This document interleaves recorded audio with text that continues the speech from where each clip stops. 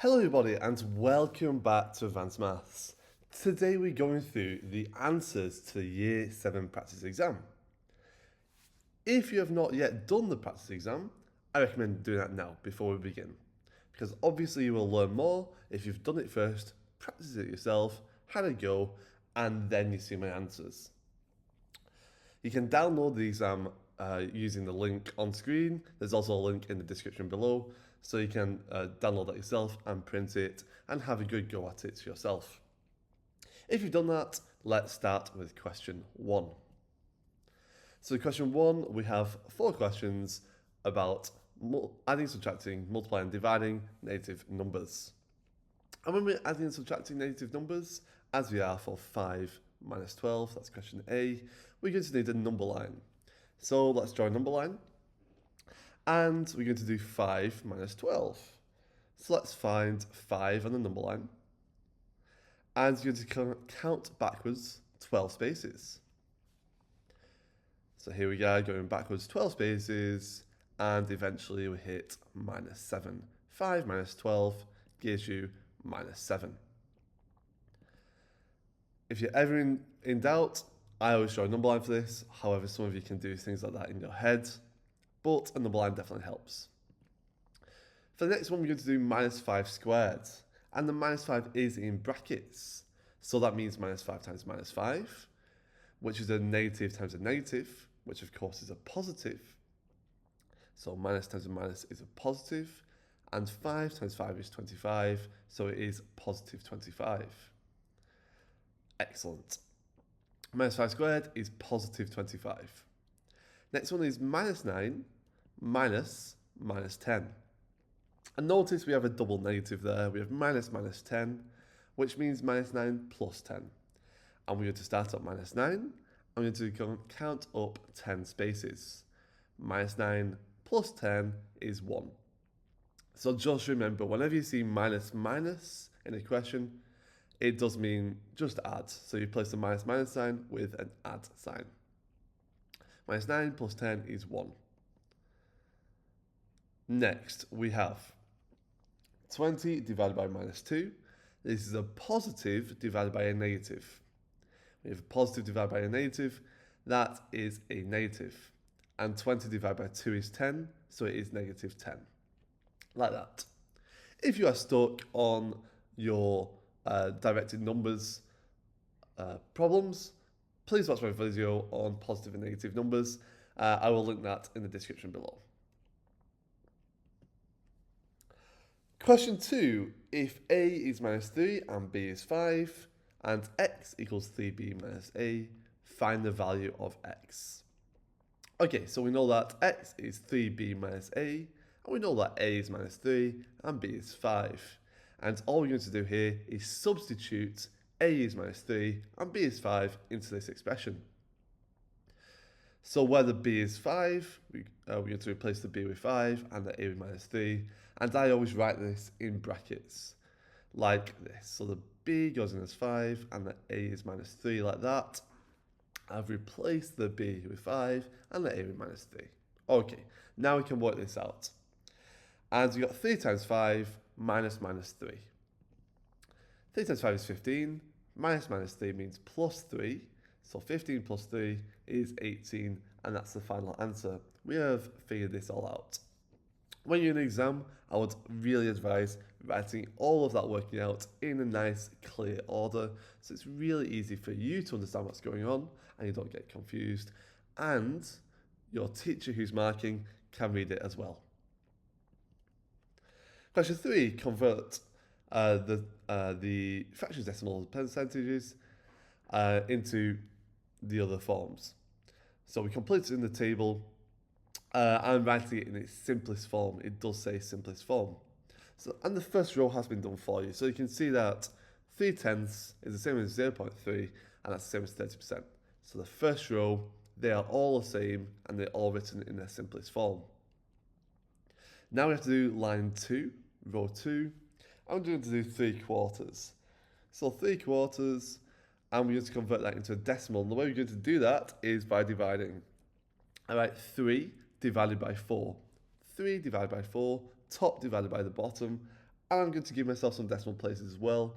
So I've written 3.00 like that. How many 4s go into 3? Well, 4 is bigger than 3, so it doesn't go in, so it goes 0 times. I'll carry a 3 over. How many 4s go into 30? Well, that is 7. There are 7 4s in 30 because 4 times 7 is 28. And then from 28 to 30, you need 2 more. How many 4s in 20? 4, 8, 12, 16, 20. That is 5. So there are 5 4s in 20, and we put a 5 there. This is just your bus stop method for division, and I'm just using decimals. So I've converted 3/4 into a decimal, and it is 0.75. Next, let's write that as a percentage, and it's super easy. I just take the decimal and I move it over 2 decimal places. So 0.75 becomes 75%. Easy peasy. Next row, we've got 0.85, and that's the same as 85%. I've just moved over the decimal 2 places. So it's very similar, same digits. But 0.85 is the same as 85 out of 100. That's just our place value facts. When you've got a decimal, you can write it out of 100 like that. 85 out of 100, we divide by 5, divide by 5. 85 divided by 5 is 17, and 100 divided by 5 is 20. So I simplify that fraction now, and that is 17 out of 20. Excellent. Next one is 88%, so we're going to write that as a decimal straight away. That's 0.88. And we can start thinking of it as a fraction now. 88 out of 100, that's what 88% means. Percent means out of 100. 88 out of 100, and we divide by 4, divide by 4. 88 divided by 4 is 22, and 100 divided by 4 is 25. So I simplify the fraction by dividing the top and the bottom by the same thing. And we get 22 out of 25, 22 25ths. Finally, our final row is 1/8, and we're going to convert that into decimal and percentage. So we're going to divide, and we follow the bus stop method for dividing, and we get 0.125. Let's watch that again. We're going to do 1.000 divided by 8. How many 8s in 1? 0. How many 8s in 10? 1. Remainder 2. How many 8s in 20? There's 2. Remainder 4. How many 8s in 40? There's 5. And we get 0.125. Good. And as a percentage, we move that over 2 decimal places, and that's 12.5%. Excellent. Done. We can now move on to question 4. And we are asked to reflect shape in the dotted line. So here we have a triangle, and it's being reflected in the diagonal dotted line. Diagonal lines are a bit more difficult to reflect, and you have to pay a lot of close attention to what you're doing. So what I do is I look at the corners of the shape. We've got the red corner, blue corner, and green corner. And we're going to reflect. And we'll start with the blue corner, and we can see that to get to the dotted line, going perfectly diagonally, is 2 squares. And so we're going to go another 2 squares, and we're going to draw that blue corner again. You don't need to use colours in the exam. Of course, you can just use a pencil. So I went to the dotted line by 2 squares. I needed to go the same distance another 2 squares. For the red line, if we count going diagonally like that, get 8.5 squares. And if we go again another 8.5 squares, you get to this red dot here. And then finally for the green line to go direct to the green corner, to go to the red line, it's 1.5 squares. Go another 1.5 squares, and we get to there. And now we can connect those 3 corners up using our ruler, and we get this triangle here, like this. Perfect. We've done a perfect reflected triangle, and if you look at it, it kind of makes sense. You can see how it's been flipped, and reflected perfectly. Question 5. Simplify the following expressions. We've got 5x minus 3y minus 2y minus 2x. And we're going to focus on the x's and we're going to focus on the y's. Look at the 5x minus 2x. We've got 5x's, we take away 2x, we get 3x. We've got minus 3y minus 2y. Minus 3 minus 2 is minus 5, so that's minus 5y. For part B as well, let's focus on the a squareds, the a's, and the numbers. So we've got a squared plus 2a squared, that's going to be 3a squared. Minus 2a plus 2a, that disappears, they're opposites. And then we've got a plus 5, which is just going to add on the end, like that. Question 5 is done, nice and easy question. Okay, question 6, we're going to round 17.95 to one decimal place. So let's look at 17.95. I've highlighted the 9, that's the one decimal place, that's where we round into. And to round that, we need to look at the next digit. The next digit is a 5.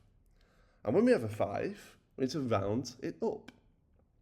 If you've got 5, 6, 7, 8, or 9, you round it up. If you've got 4, 3, 2, 1, or 0, you round down. So the 5 is going to round it up. And we're going to round the 9 up. What is the next digit after a 9? Well, it's going to be a 10. So the 10 is going to round this up. And so actually, it won't be 17.10. The 10 will carry over a place value, and it will be 18.0. And so 17.95 to one decimal place is 18.0. And then we're going to do question B. Round 12,560,000, 0.2 to 3 significant figures. And here, I've written it out, and I've highlighted the third significant figure. And we look at the next digit, which is a 6, and a 6 will round it up. So the 5 will move up 1, it will become a 6. And we get 12,600,000, like that. We have rounded question 6 correctly.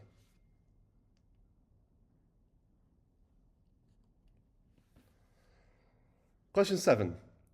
Here is a list of numbers, 7, 10, 11, 5, and 9. Work out the range of the numbers. The range means the biggest take away the smallest. So I'm going to take the biggest number, I'm going to take away the smallest. 11 minus 5 is 6. Work out the median. To work out the median, we're going to put them all in order, from the smallest to biggest, and find the middle number. So here we've put them in order, 5, 7, 9, 10, 11. Which one's the middle number? It's a 9. And so 9 is the median. And now question C is a bit more tricky. It says one of these numbers is removed from the list. The mean of the 4 remaining numbers is 8. Which number was removed from the list? We are going to take one number away from this list, and from the remaining 4 numbers, the mean is 8. And so what we'll do is we'll have 4 numbers, we add them all together and divide by 4. That's how you work out the mean. And when you do that, you'll get 8. And what this tells us is that if we get rid of divide by 4, we'll multiply by 4, and we'll get that those 4 numbers must add to make 32. So you have 4 numbers, you divide by 4, you get 8. If you get rid of divide by 4, that means 8 times 4 is 32. Therefore, we want 4 numbers that add to make 32. And if you look at the original list, we add those 4 numbers together and we get 42. So which number do you not want if you want it to make 32? And I can see that if we take away the 10, we'll go from 42 to 32. So if you take away the 10, we'll leave that out. We'll have 7, 11, 9, and 4. 7, 11, 5, and 9, and they will add to make 32. If we leave out 10, the rest of the numbers, the other 4 numbers, add to make 32. And if you divide that by 4, you get 8. Perfect. The answer is 10. We've done question 7. We are more than halfway through the test now. Let's keep going. Question 8a, find 35% of 460. Okay, so let's think about our percentages here. We've got 100% is 460. What we'll do is we'll divide by 10. This is always a super easy first step. Divide by 10, we get 10%. Let's go from 100% to 10%, you divide by 10. Then what I can do is you can divide by 2, because 10% divided by 2 gives me 5%. And I see that's 5% of 460 is £23. Now to get to 35%, how will I get from 5% to 35%? What will I do? I'll times by 7. So 5 times 7, 5% times 7 is 35%. 23 times 7 will give me £161. And that is 35%. Excellent. And now I can do part B. I'm going to increase $180 by 20%. So here I've got the original amount, I've got $180, and I want to find 20% of it.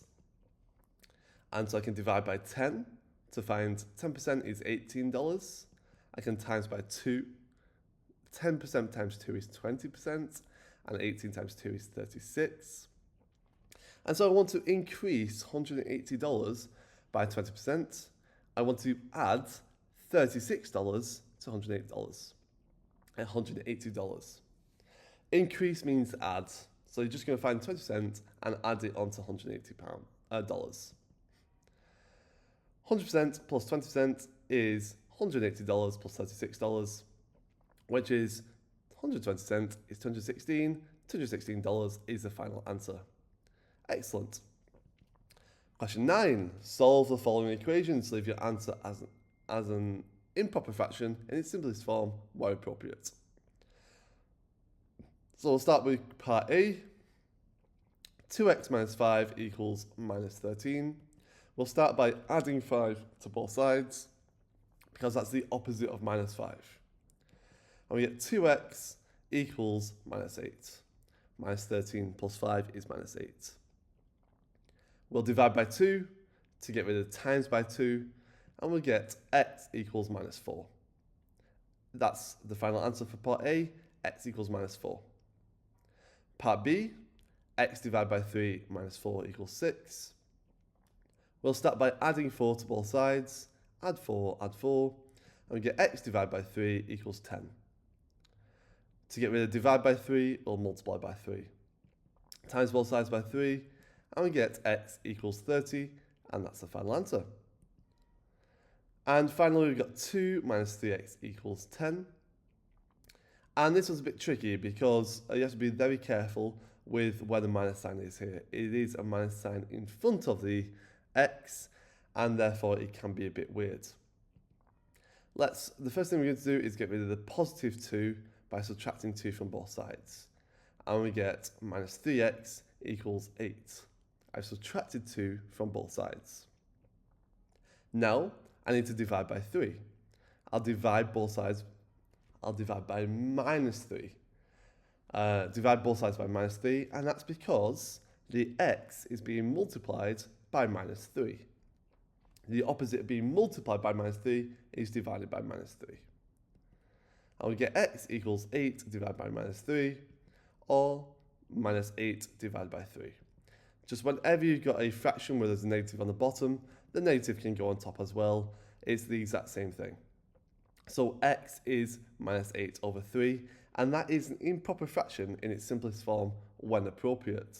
And we are happy to leave the answer as minus 8 over 3 because that is an improper fraction in its simplest form.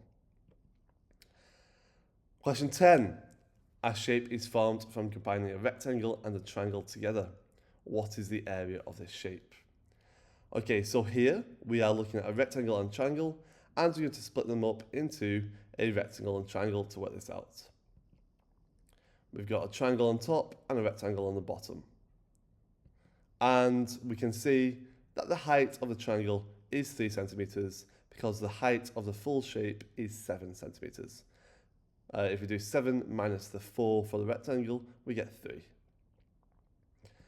And we can see that the full base of the triangle is the 10 plus the 2, that is 12.